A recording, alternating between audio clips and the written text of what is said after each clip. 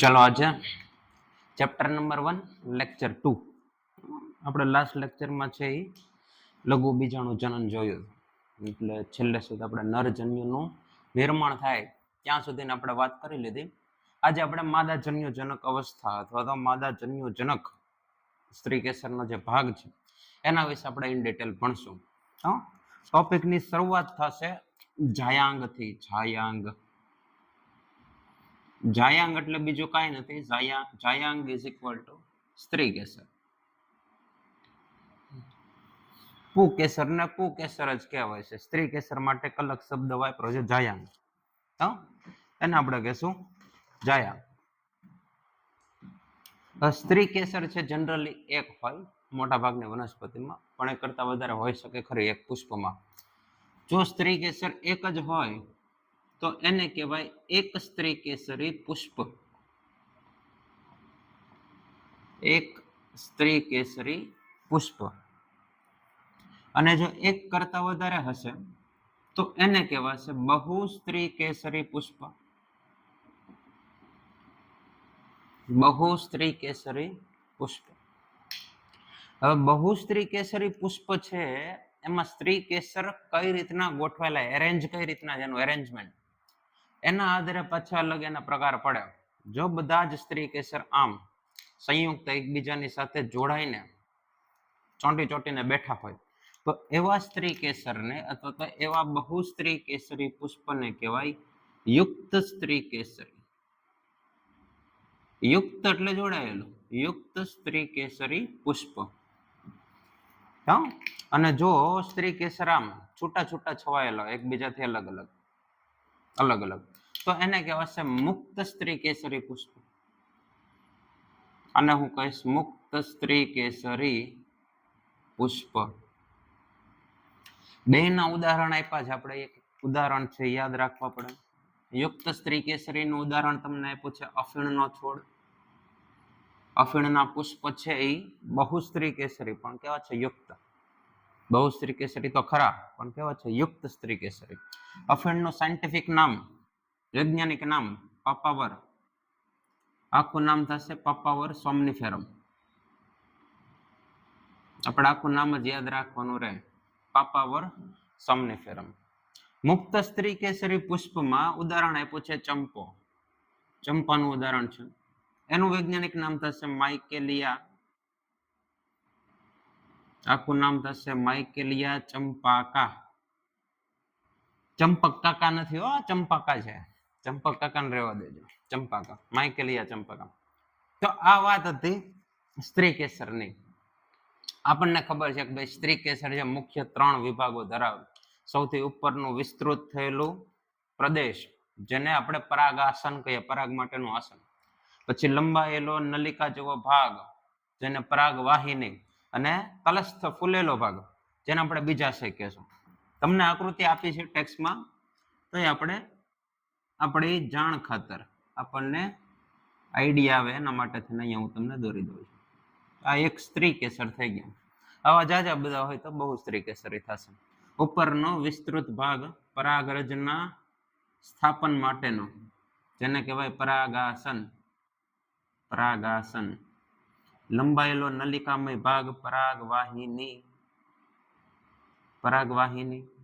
તલસ્થ ફૂલેલો ભાગ અંડાશય કે બીજાશય. જે પરાગ નલિકા વસ્તુ અલગ છો. પરાગ નલિકા પરાગરજ માંથી વિકસે. આ પરાગવાહિની છે કે જે પરાગ નલિકાને આગળ જવા માટેનો રસ્તો પૂરો પાડે. બંનેમાં કન્ફ્યુઝ ન થતા. ઓકે, ચાલો હવે આપણે વાત કરવાની છે અંડાશયમાં અથવા તો બીજાશયમાં આપણે અંદર દાખલ થવાનું. કેમ કે બધી આગળની જે ઘટના છે ફલનની, એ પરાગ નલિકાનો આપણે જ્યાંથી વિકાસ કર્યો હતો લાસ્ટ લેક્ચરમાં, ત્યાંથી શરૂ કરી અંડાશય સુધી વિસ્તૃત પામે અને અંડાશયમાં નરજન્યુ મુક્ત થાય. નરજન્યુ અથવા તો પૂજન્યુ. એમાં જે આગળ વનસ્પતિ કોષ કે નાલ કોષ જે બન્યો હતો એ કોષ આગળ જતા વિઘટન પામે, ઠેઠ સુધી ન પગે કે. ઓકે, નરજન્યુ અને પૂજન્યુ આગળ નલિકા દ્વારા વિકાસ પામીને અંડાશયમાં દાખલ થશે. આપણે હવે એની અંદર વાત કરવાની છે. તો અંડાશયમાં ધ્યાન આપજો. અંડાશયમાં કે બીજાશયમાં કોટરો આવેલા હોય અથવા તો કોટર જેવી રચના, ખાલી ગુહા. કોથળી કહી દો. કોટર જેવી રચના હોય. કોટરની અંદર અંડકો હોય. કોટરની અંદર અંડકો હોય. અંડકો. આમાં તમને એક વાક્ય આપ્યું છે કે અંડકો છે જરાયુ પરથી ઉદ્ભવે. જરાયુ પરથી અંડકો ઉદ્ભવે છે. ઉદ્ભવે છે. આપણે યાદ રાખવાનું છે.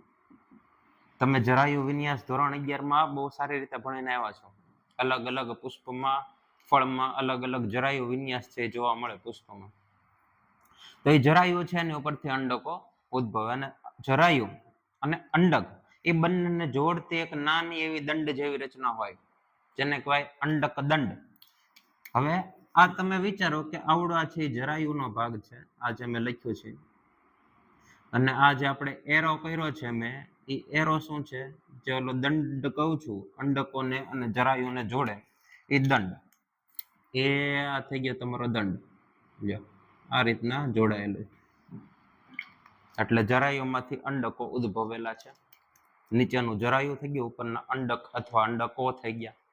હવે પુષ્પમાં એક અંડક પણ હોય કે એક કરતા વધારે અંડક પણ હોય શકે. એક અંડક હોય તો એમાં એક બીજ અથવા તો એક બીજનું નિર્માણ થશે. એક જ બીજ બને એક અંડક હોય તો.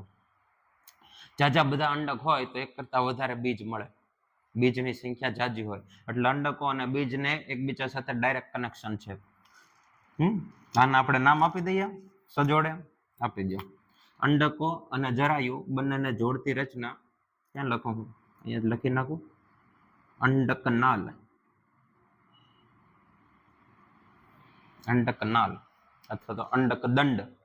આપણને દંડ આપ્યું છે તો દંડ લખીએ, અંડક દંડ. અંડક દંડ. અંડકો કીધું એમ એક હોય તો એક બીજ, બે હોય તો વધારે બીજ, એક અંડક ધરાવતી વનસ્પતિઓ અને બહુ અંડક ધરાવતી વનસ્પતિઓ. હવે તમારે વિચારવાનું કે એવી કઈ વનસ્પતિ કે જેમાં એક જ બીજ હોય? કેરી. ઉનાળામાં કેરીની સિઝન આવે, કેરી.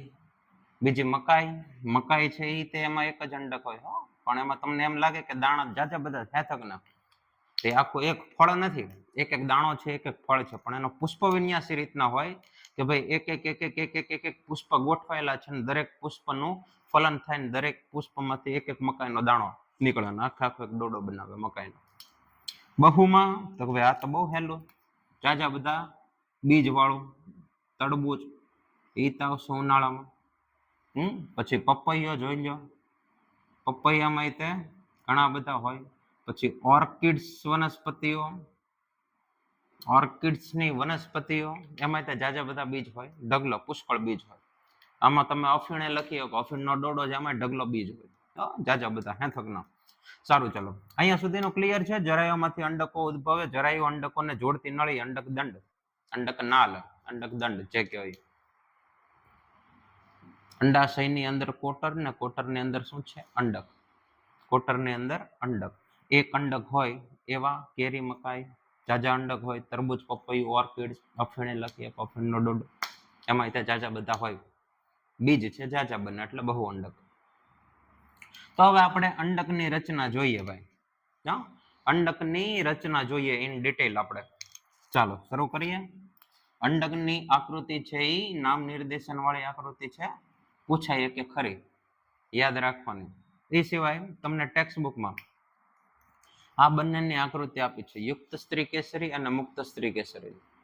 એમાં જે અફીણ વાળી આકૃતિ છે ને યુક્ત સ્ત્રી કેસરી, એમાં એક નામકરણ કરીને આપ્યું છે કે ભાઈ યુક્ત સ્ત્રી કેસરી બીજાશય. બીજાશયની ઉપર તમે એરો કાઢ્યો ને એવું કીધું કે યુક્ત સ્ત્રી કેસરી બીજાશય. આપણે અંડાશય લખ્યું, અંડાશય કે બીજાશય બે વસ્તુ એક જ થાય. તો એવા જે નામ છે આપણે યાદ રાખવાના. અને દરેક આકૃતિની નીચે ફૂટનોટ આપી હોય, નીચે કંઈક માહિતી આપે કે આ ફલાણા માટેની આકૃતિ છે. એ એક વખત વાંચવું ખરી, એમાંથી ક્યારેક સવાલ નીકળે ને એમાં ક્યારેક ભૂલ પણ હોઈ શકે છે. એ હું તમને કહું એમાં કઈ જગ્યાએ પ્રિન્ટિંગ મિસ્ટેક છે. આ અંડકની આકૃતિમાં થોડીક એવી પ્રિન્ટિંગ મિસ્ટેક થઈ ગઈ છે, એ હું તમને કહીશ. સારું, ચાલો પહેલા આપણે બીજાશયની અંદર જે અંડક આવેલું છે આપણે એની આકૃતિ દોરીએ છીએ. બીજાશયમાં કે અંડાશયમાં કોટર છે કે જે અંડક તરીકે આપણે દોરવાનું છે.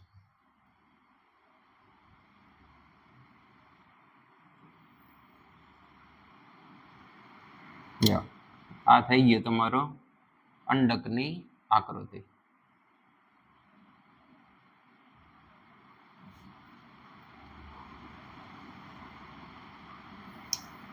અહીંથી છે એ જરાયું છે એની સાથે કનેક્શન હોય એટલે આવડો ભાગ આપણો શું થઈ જશે? અંડક દંડ. અંડક દંડ, અંડક નાલ.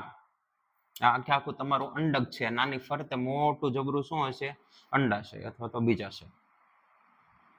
અંડક શેમાં છે? બીજાશયની અંદર. અંડક છે અહીંયા આગળ જરાયુની સાથે જોડાયેલું હશે એટલે આવડો ભાગ થઈ જશે અંડક નાલનો. હવે જે અંડક છે એની ફરતે આવરણ હોય. ઘણા અંડકમાં એક આવરણ હોય, ઘણામાં બે આવરણ હોય. આમાં બે આવરણ છે. જો બે આવરણ હોય તો એના પાછા અલગ નામ થાય. બહારનું આવરણ હોય એને બાહ્ય અંડક આવરણ કહેવાય. બાહ્ય આવરણ લખી નાખો, અંડક આવરણ. અંદરનું હોય એને અંતઃ અંડક આવરણ કહેવાય, અંતઃ આવરણ. આ બેને મેં શું કીધું છે? અંડકાવરણો. આ બંને શું છે? અંડકના આવરણ. અંડકાવરણો. અંડકાવરણો. અંડકાવરણની અંદરની તરફ કોષોનો સમૂહ છે.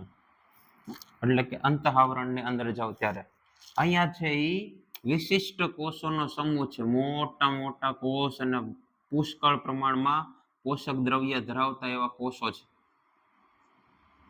બહુ સારી એવી માત્રામાં. આવડા જે કોષોનો સમૂહ મેં દોર્યો છે એ કોષોના સમૂહને કહેવાય પ્રદેહના કોષો અથવા તો પ્રદેહ. પ્રદેહ કહી દો. પ્રદેહની અંદર એક બીજી કોથળી છે, ઝીણકી એવી, નાની એવી, એ મસ્ત મજાની આમાં કોથળી છે. બધું કામકાજ અહીંયા થવાનું છે. આપણે આગળનું આખું ટોપિક છે આપણે અહીંયા જ ભણવાનો છે. આ થઈ ગઈ કોથળી. આની અંદર ભ્રૂણનું નિર્માણ થશે એટલે કે બીજ નિર્માણ આમાં થવાનું છે. ભ્રૂણ નિર્માણ. ભ્રૂણને રહેવા માટેની કોથળી અથવા તો પુટિકા એટલે આને કહેવાય ભ્રૂણપુટ. ભ્રૂણની પુટિકા. ભ્રૂણપુટ, ભ્રૂણની પુટિકા. અહીંયા છે આખું જરાયું છે આમ જોડાયેલું હોય ભ્રૂણની સાથે. આમાં બધા પોષક દ્રવ્યો છે આવતા હોય. આવડું અંડનાલ આમ કરીને આમ પુષ્પના સાથે આખું જરાયું છે જોડાયેલું હોય. આવડા ઉપરનો ભાગ છે અહીંયાથી આ રીતના થોડોક પેક થઈ ગયો હોય કોષો દ્વારા, કે જેથી આકૃતિ છે પૂર્ણ થાય આપણે. ચાલો નામ નિર્દેશન જોઈ લઈએ. નામ કઈ રીતના થશે? એવો ભાગ કે જ્યાં અંડકાવરણો ગેરહાજર છે. અંડકાવરણો ગેરહાજર છે. આ ભાગને કહેવાશે અંડક છિદ્ર અથવા તો બીજાંડ છિદ્ર. આવડો જે વિસ્તાર છે અંડક છિદ્ર અથવા તો બીજાંડ છિદ્ર, એની તદ્દન વિરુદ્ધનો વિસ્તાર, એક્ઝેક્ટલી ઓપોઝિટ. આવડો ઓપોઝિટ વિસ્તાર એને કહેવાય અંડક તલ અથવા તો બીજાંડ તલ. આપણે બીજાંડ તલ સાથે લખી જ નાખીએ એટલે કન્ફ્યુઝન ન થાય. આમાં તે અંડક છિદ્ર, બીજાંડ છિદ્ર, અલગ અલગ નામ છે હો ભાઈ. ક્યાં કયું નામ વાપરે આપણે બધા નામ યાદ રાખવાના. આને પ્રદેહ કીધું, આને ભ્રૂણપુટ કીધું. બાહ્ય આવરણ, અંતઃ આવરણ. આવડો વિસ્તાર જે જરાયુને અંડક સાથે જોડે છે એનું નામ આપણે શું આપ્યું છે? અંડક દંડ, અંડક નાલ. આપણે કેમ ગર્ભનાળ આવે ને, ગર્ભનાળ શિશુને જરાયુ સાથે જોડે એને ગર્ભનાળ ચેપ્ટર નંબર 2 માં આપણે ભણશું ઇન ડિટેલ. એમ જ આમાં અંડક દંડ છે, અંડનાલ. ભ્રૂણપુટ આપણે ગર્ભ કહીએ મનુષ્યમાં હોય તો. જરાયુ તો આપણે તો જરાયુ એટલે કે પ્લેસેન્ટા હોય મનુષ્યમાં. હવે અહીંયા ધ્યાન આપજો. અંડક દંડ અને અંડકનો વિસ્તાર જે જગ્યાએ જોડાણ ધરાવે છે, આવડા જે અહીંયા જોડાણ છે, આ જોડાણ સ્થાનને કહેવાય, ધ્યાન આપજો, અંડક દંડ અને અંડક આ બંનેનું જે જોડાણ છે એને કહેવાય બીજ કેન્દ્ર હાયલમ. બીજ કેન્દ્ર શું કહેવાય? બીજ કેન્દ્ર. આ નામ છે ઘણી વખત પૂછાઈ ગયેલું છે, બીજ કેન્દ્ર. હવે આવડો વિસ્તાર કે જે અંડક તલ તરફનો વિસ્તાર છે, આ બધો વિસ્તાર, એનું નામ અલગથી આપ્યું છે કે અંડક તલીય ધ્રુવ, બીજાંડ તલીય ધ્રુવ. અંડક તલીય ધ્રુવ, બીજાંડ તલીય ધ્રુવ. તો આવડો વિસ્તાર શું થઈ જશે ભાઈ? અંડક છિદ્રીય ધ્રુવ, બીજાંડ છિદ્રીય ધ્રુવ.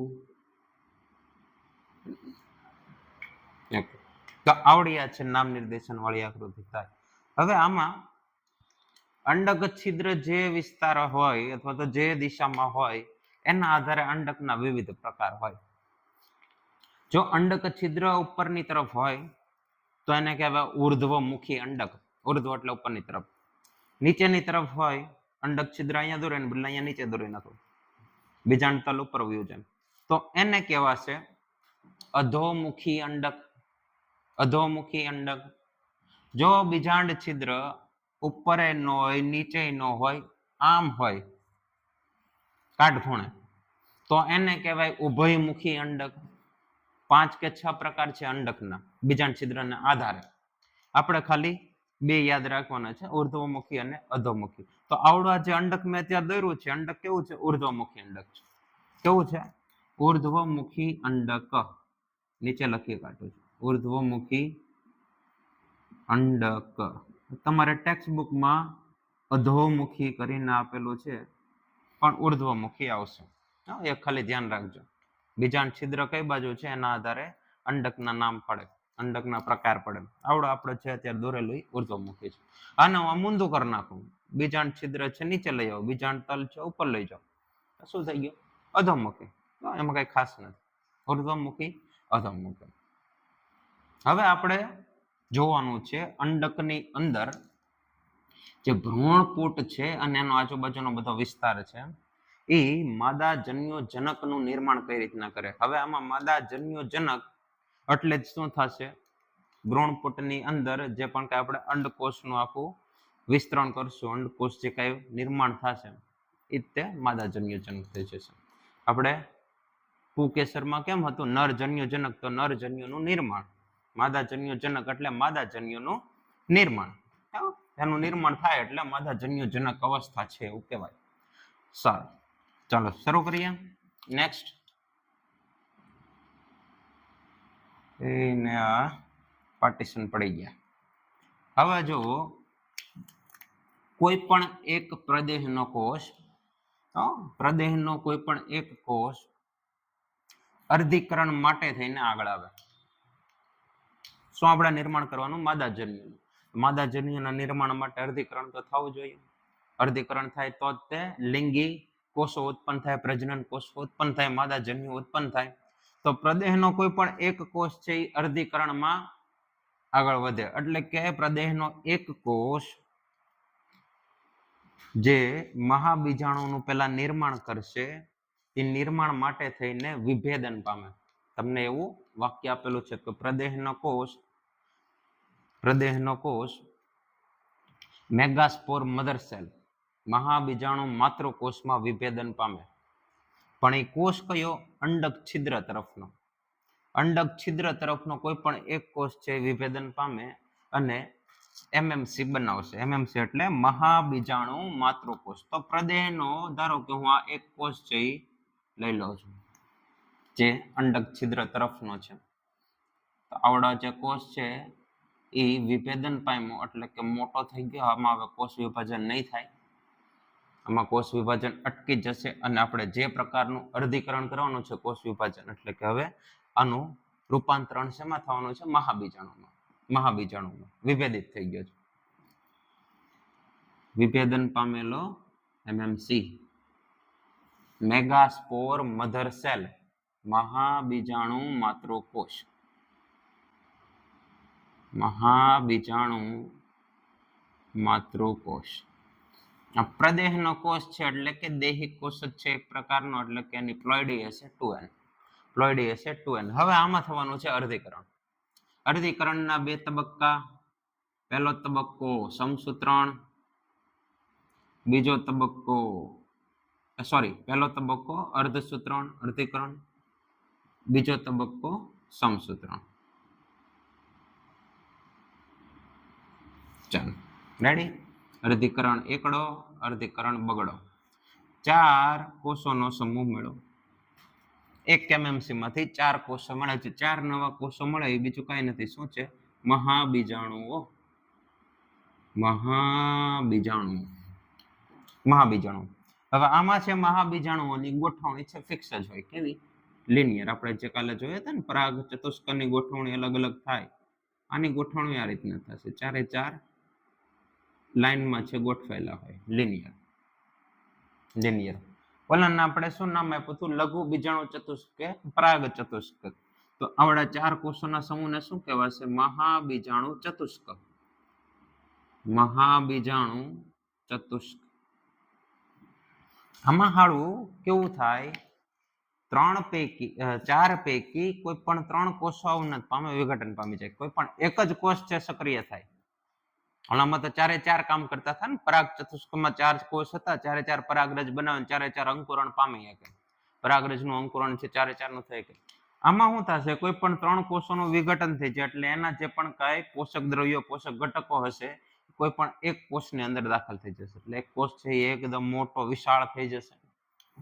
ધારો કે ઉપરના 3 કોષો છે એ અવનત પામે છે. આ 3 છે એ વિઘટન પામે, વિઘટન થઈ જાય આનું. અને કોઈ પણ એક કોષ છે એ સક્રિય થાય. ધારો કે આ સક્રિય થાય છે એટલે આને કહેવાય સક્રિય મહાબીજાણુ. 3 પૈકી એક મહાબીજાણુ સક્રિય થાય, જેને કહેવાય સક્રિય મહાબીજાણુ. તો આવડા જે સક્રિય મહાબીજાણુ છે એ હું અહીંયા દોરું છું. આ સક્રિય મહાબીજાણુ. આ થઈ ગયું એનું કોષ કેન્દ્ર. આ બધી વસ્તુ હેમાં થવાની છે? ભ્રૂણપુટમાં. હૃદયનો કોષ વિભેદન પામીને ભ્રૂણપુટમાં અર્ધીકરણ પામે. તો અહીંયા હું ભ્રૂણપુટ દોરી નાખું. લાલ રંગનું હતું આપણે એટલે લાલ રંગનું ભ્રૂણપુટ દોરી નાખીએ. એ આ થઈ ગયું ભ્રૂણપુટ. એમાં એક સક્રિય મહાબીજાણુ પડ્યું, બાકીના 3 નું વિઘટન થઈ ગયું છે, અવનત પામ્યા છે. હવે આ સક્રિય મહાબીજાણુ 3 વખતનું સંભાજન અનુભવે, અથવા તો 3 વખતનું સંભાજન થશે. આમાં 3 સંભાજન બાદ કેટલા નવા કોષો મળે? કેટલા નવા બાળ કોષો મળે? તો કે ભાઈ 8 મળે. 1 માંથી 2 પહેલું વિભાજન, 2 માંથી 4 બીજું વિભાજન, 4 માંથી 8 ત્રીજું વિભાજન. 3 સંભાજન પછી 8 નવા બાળ કોષો બને. પરંતુ આપણને ખબર છે કે ભાઈ કોષ વિભાજન થાય એમાં સૌથી પહેલા કોષ કેન્દ્રનું વિભાજન થાય, પછી કોષ રસ વિભાજિત થાય ને નવા કોષોનું નિર્માણ થાય. એટલે આમાં તમને પહેલા હું એમ કહી શકું કે 8 કોષ કેન્દ્ર વાળી અવસ્થા મળે. હા, પહેલા 8 કોષ કેન્દ્ર મળશે, એમાંથી કોષનું નિર્માણ પછી થશે. તો આમાંથી આપણે પહેલા 8 કોષ કેન્દ્ર બનાવવાના છે. ભાઈઓ તથા ભાઈઓ, બહેનો તથા બહેનો. ચાલો આ ભ્રૂણપુટ આગળ આપણે વધારીએ. આ પહેલું સંભાજન, ભ્રૂણપુટની અંદર પહેલું સંભાજન થાય છે. 1 માંથી 2 કોષો બળે અને બંને કોષો વિરુદ્ધ ધ્રુવ તરફ ગતિ કરે. એટલે એક કોષ બીજાંડ તલ તરફ વયો જાય, બીજો કોષ છે બીજાંડ છિદ્ર તરફ. પરંતુ આપણે કીધું એમ કોષ નથી બનતા, પહેલા શું બનશે? કોષ કેન્દ્ર બનશે. તો આ હું અહીંયા એક કોષ કેન્દ્ર દોરું છું. આવડે અહીંયા બીજું કોષ કેન્દ્ર. એક કોષ કેન્દ્ર, આ બીજું કોષ કેન્દ્ર. હવે તમે ઉપરના વિસ્તારને શું નામ આપ્યું છે? અંડક છિદ્ર આપ્યું છે. તો આ અંડક છિદ્ર તરફનો ભાગ, આ કોષ કેન્દ્ર છે એ અંડક તલ, બીજાંડ તલ તરફ ગતિ કર્યું છે. ચાલો આમાંથી હવે પાછું બીજું સંભાજન. બીજા સંભાજન પછી 4 કોષ કેન્દ્રો મળશે. તો કે ભાઈ હા, આ 1 કોષ કેન્દ્ર, 2 કોષ કેન્દ્ર, 3 કોષ કેન્દ્ર, 4 કોષ કેન્દ્ર. અત્યારે આપણી પાસે 4 કોષ કેન્દ્રીય અવસ્થા છે. આવડા 2 કોષ કેન્દ્રીય અવસ્થા છે, અથવા તો દ્વિકોષ કેન્દ્રીય અવસ્થા છે. હજી કોષો અંદર કઈ નિર્માણ નથી થયું. ભ્રૂણપુટમાં કોષ કેન્દ્ર જ રખડે છે. કોષ કેન્દ્ર રખડે છે, હજી કોષોનું નિર્માણ નથી થયું. ચાલો આમાંથી હવે ત્રીજું વિભાજન, ભ્રૂણપુટ. ત્રીજા વિભાજન પછી 8 કોષ કેન્દ્ર મળે, જેથી ભ્રૂણપુટમાં 8 કોષ કેન્દ્રીય અવસ્થા છે એ સર્જાય. 8 કોષ કેન્દ્રીય અવસ્થાનું નિર્માણ થાય. અને જે 8 કોષ કેન્દ્ર છે એ આડેધડ ગમે ત્યાં ન પડાય, એની એક ચોક્કસ પ્રકારની ગોઠવણી હોય. આપણે ગોઠવણી જોઈએ. 3 કોષ કેન્દ્ર છે એ અંડક છિદ્ર તરફ, 3 કોષ કેન્દ્ર છે અંડક તલ તરફ, 3 કોષ કેન્દ્ર અંડક તલ તરફ, અને બાકીના 2 કોષ કેન્દ્રો છે એ મધ્ય ભાગમાં, ભ્રૂણપોટના મધ્ય વિસ્તારમાં, સેન્ટરમાં. હવે સેન્ટરમાં આવી જાય તો આવી અવસ્થા થઈ. 8 કોષ કેન્દ્રીય અવસ્થા છે ભ્રૂણપોટમાં. હવે આમાં કોષનું નિર્માણ કરવું પડશે. હવે આમાં કોષ નિર્માણ થશે તો એ કઈ રીતના થાય છે તમે જોવો. બહુ ઇન્ટરેસ્ટિંગ છે, ધ્યાન આપજો. તમને જે ટેક્સ્ટ બુકમાં આકૃતિ આપી છે વાલીડાઉન, એમાં જે આવડી આ રચના તમને સમજાવી ને, દરેક રચનામાં આવડો વિસ્તાર છે એને અંડક છિદ્ર કીધું છે, અને નીચેનો વિસ્તાર છે એને અંડક તલ અથવા તો બીજાંડ તલ કીધું છે. બધામાં સેમ, બધામાં એ રીતના જ કીધું છે. આને અંડક તલ, સોરી, આને અંડક છિદ્ર, નીચેનું અંડક તલ, આમાંય તે અંડક છિદ્ર, અંડક તલ. પણ હાળું ટેક્સ્ટ બુક વાળાને પછી યાદ આવ્યું કે ભાઈ બધું એક સરખું જ રાખ્યું, છોકરાને આવડી જાય, કઈ કન્ફ્યુઝન જ નહીં ઉત્પન્ન થાય. એના માટે હું કર્યું, આ બધું કોષ કેન્દ્ર વિભાજન જે થયું એ તમને આ રીતના સમજાયું. પણ જ્યારે પરિપક્વ ભ્રૂણપોટ થશે, ભ્રૂણપોટ છે એની પરિપક્વતા પોગી જાય અને બધું અંદર નિર્માણ થઈ જાય, ત્યારે એને યાદ આવ્યું કે ના આપણે અંડક છિદ્ર છે ને નીચે રાખીએ, હે, અને ઉપર છે અંડક તલ કરી નાખીએ, બીજાંડ તલ કરી નાખીએ. તમને ટેક્સ્ટ બુકમાં આ રીતના આપેલું છે તમારી ચોપડીમાં. તો આપણે આ રીતના યાદ રાખીએ, આપણને શું ફેર પડે? કાંઈ ફેર ન પડે. પણ આવડા જે નામકરણ કર્યું છે ને એના આધારે આ જે કોષ કેન્દ્ર અને કોષ બનશે એની ગોઠવણી થાય. ધ્યાન આપજો. જે અંડક છિદ્ર છે ત્યાં જે 3 કોષો છે, 3 કોષોનો સમૂહ, એ કઈ રીતના ગોઠવા છે? તો કે ભાઈ એમાં 2 કોષો છે એ આગળની તરફ હશે, આ રીતના. હજી આપણે કોષ કેન્દ્ર જ કહો, પણ કોષનું નિર્માણ હું કરું છું અહીંયા.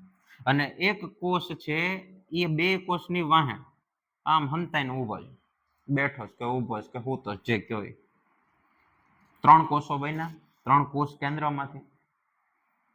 એ કોષનું કોષ કેન્દ્ર દોરી નાખીએ અને આગળના જે 2 મોટા કોષો છે એમાં મોટી મોટી રસધાની પણ હોય, તો તમને આ રસધાની દોરેલી છે. એ સિવાય એ કોષમાં તંતુ જેવી રચના, આવા પ્રવર્ધો જેવી રચના તે જોવા મળે. આ બે આગળના કોષોમાં, પાછળ છે એ એક જ કોષ પડ્યો. આપણે નામ આપીએ હમણાં, નામ આપીએ, પણ પેલા કોષોનું નિર્માણ જોઈ લો. કોષનું નિર્માણ કઈ રીતના. હવે ઉપરના 3 જે આ કોષ કેન્દ્ર છે એ ઉપરની તરફ 3 કોષોનું નિર્માણ કરશે. એટલે કે અંડક તલ તરફ આ એક કોષ, બીજો કોષ, ત્રીજો કોષ. જે મધ્યના 2 કોષ કેન્દ્ર હતા એ હાળા વાતો કરવામાં રહી ગયા. પરીક્ષા આવીને ઉભી રહી ગઈ, કોષનું નિર્માણ થવા માંડ્યું, એ હજી વાતો જ કરે. એમાં થયું એવું કે ભાઈ કોષનું નિર્માણ થશે ત્યારે 2 સેપરેટ કોષ નહીં બનાવે, એક જ કોષની અંદર 2 કોષ કેન્દ્ર છે આ રીતના પેક થઈ જશે. આ એક કોષ બન્યો, અંદર 2 કોષ કેન્દ્ર છે. એક કોષ બન્યો, એની અંદર 2 કોષ કેન્દ્રો છે. આમાં નિર્માણ આ રીતના થયું. આમાં સ્વતંત્ર કોષો બન્યા, પણ આવડા 2 કોષ કેન્દ્ર વાળો એક જ કોષ બન્યો. 2 વાતો કરવામાં રહી ગયા, પરીક્ષા આવીને ઉભી રહી ગઈ. કોષ રસનું નિર્માણ થઈ ગયું, નવા કોષો બનવા માંડ્યા, પણ એ 2 પૈડા થાય એમને, પણ એક જ કોષમાં પછી એને પેક કરી દીધા, વાંધો નહીં, હાલશે. ચાલો હવે નામકરણ જોઈએ, નામ કઈ રીતના થશે. જે અંડક છિદ્ર તરફના કોષો છે ત્યાં આપણે જે પાછળ હંતાડીને રાખ્યો છે ને કોષ, એ કોણ છે? દુલ્હન, એટલે કે અંડકોષ. કાલે આપણે જે વરરાજા 2 તૈયાર થયા હતા નરજન્યુઓ, એનું ફલન છે અહીંયા થવાનું છે અંડકોષ સાથે, એટલે કે દુલ્હન સાથે. 2 છે વરરાજા, દુલ્હન એક જ છે. કહાનીમાં ટ્વિસ્ટ આવશે ત્યારે આપણે જોશું. નીચેના આગળના જે 2 કોષો છે કે જે અંડકોષની આગળની તરફ ગોઠવાયેલા છે, આ બંને કોષોને કહેવાય સહાયક કોષો. બંને કોષોને કહેવાશે સહાયક કોષો. નામ આપી દઈએ, આપી દો. સહાયક કોષો. આવડી આ મોટી મોટી સહાયક કોષોની રાજધાની. હવે જે સહાયક કોષો છે એમાં નીચે આવો તંતુમય રચના જોવા મળે છે. આને કહેવાય તંતુમય પ્રસાધન. તંતુમય પ્રસાધન. ફિલિફોર્મ એપરેટસ એવું નામ છે એનું. તંતુમય પ્રસાધન.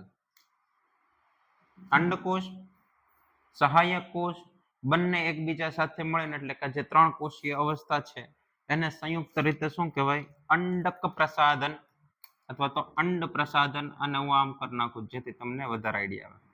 આ 3 કોષોનો સમૂહ સામૂહિક રીતે શું કહેવાય? અંડ પ્રસાધન અથવા તો અંડક પ્રસાધન. અંડ પ્રસાધન જ રાખો ને, નકર અંડકમાં પાછા કન્ફ્યુઝન થશે. અંડ પ્રસાધન. અંડ પ્રસાધનનું નિર્માણ કરે. ઉપરની તરફ વયા જઈએ અંડક તલ તરફ.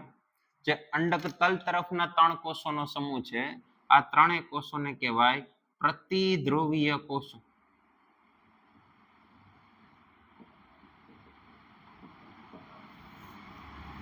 શું કહેવાય? પ્રતિધ્રુવીય કોષો.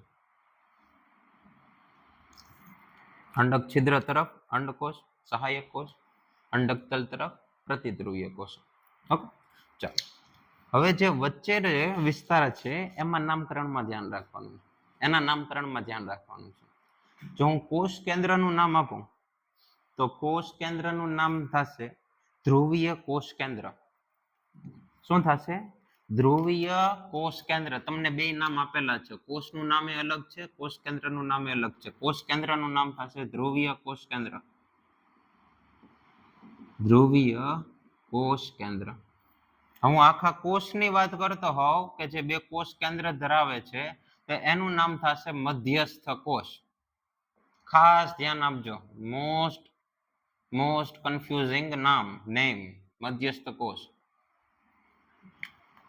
હવે તમારે આકૃતિમાં કઈ જગ્યાએ એરો કરીને મધ્યસ્થ કોષ આપ્યું હોય એ તમારે મગજમાં ઉતારી લેવાનું. ટેક્સ્ટ બુકની આકૃતિમાં હાળું ત્યાં તમને એક્સ કરીને પૂછશે કે ભાઈ આનું નામ શું છે. આપણને તો એક જ આવડતું ધ્રુવીય કોષ કેન્દ્ર.